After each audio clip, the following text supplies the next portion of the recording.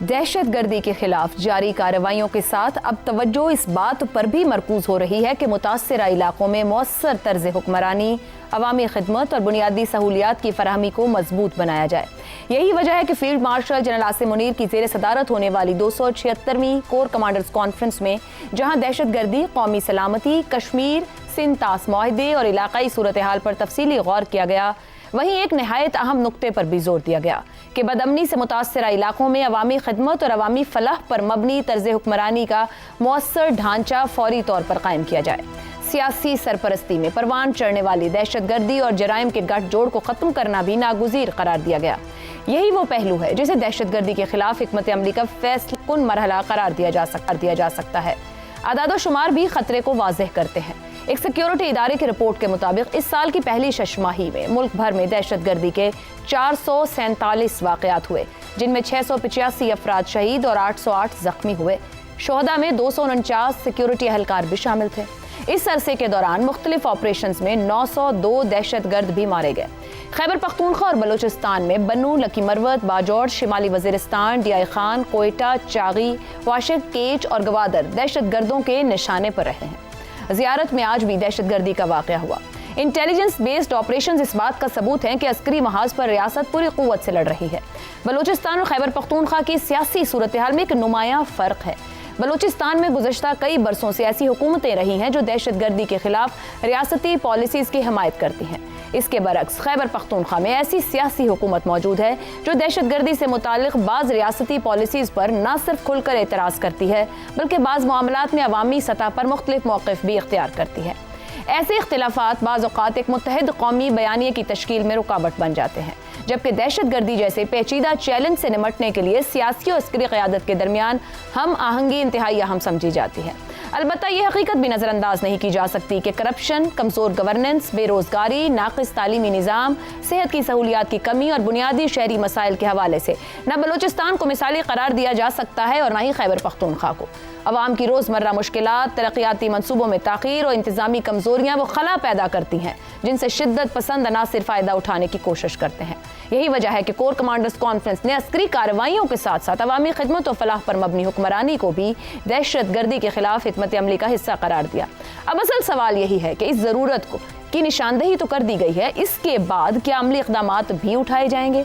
बदअमनी इलाकों में मौसर तर्ज हुक्मरानी कायम करने के लिए फौरी तौर पर किस तरह की इस्लाहात की ज़रूरत है, इसी पर गुफ्तगू रखेंगे प्रोग्राम के पहले हिस्से में। मेरे साथ हैं शहजाद चौधरी, जैगम खान, रज़ा रूमी और हसन निसार साहिब। प्रोग्राम का सवाल आप सभी के लिए।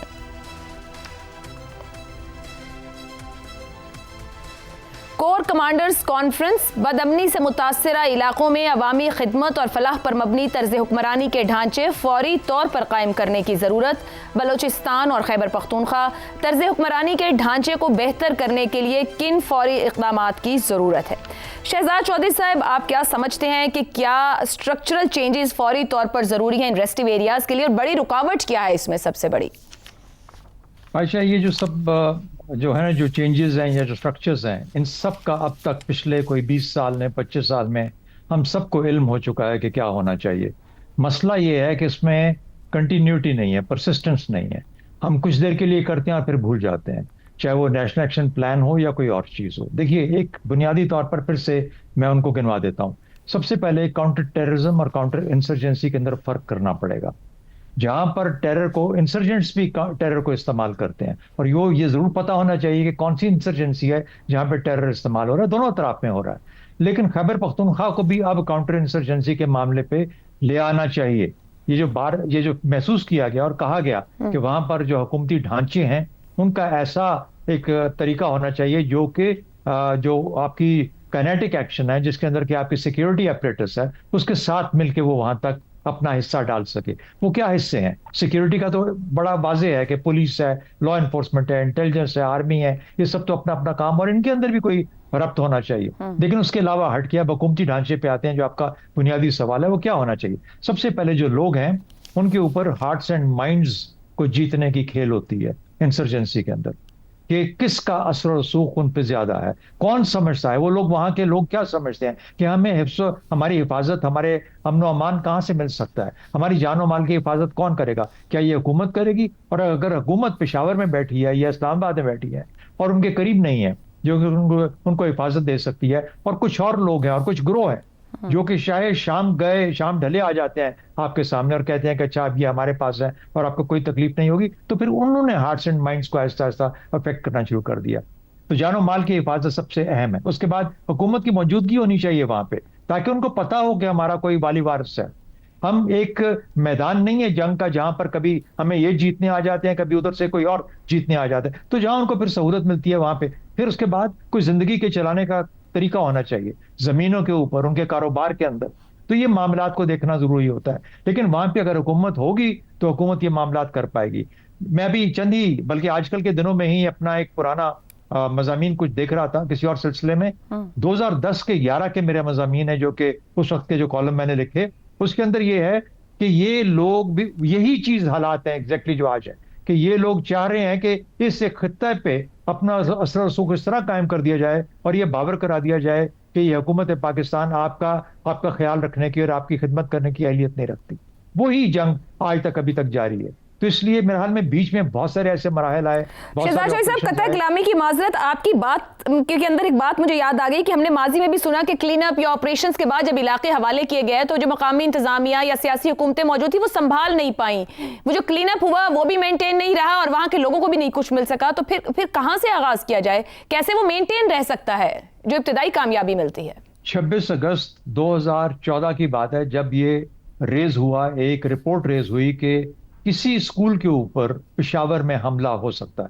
26 अगस्त 2014 को वो हमला जाके 16 दिसंबर 2014 को हुआ। अगस्त और दिसंबर के बीच में जब ये खबर आई चीफ सेक्रेटरी साहब के पास और आईजी साहब के पास, तो उस वक्त चीफ मिनिस्टर साहब जो थे वो धरने पे मौजूद थे इस्लामाबाद में।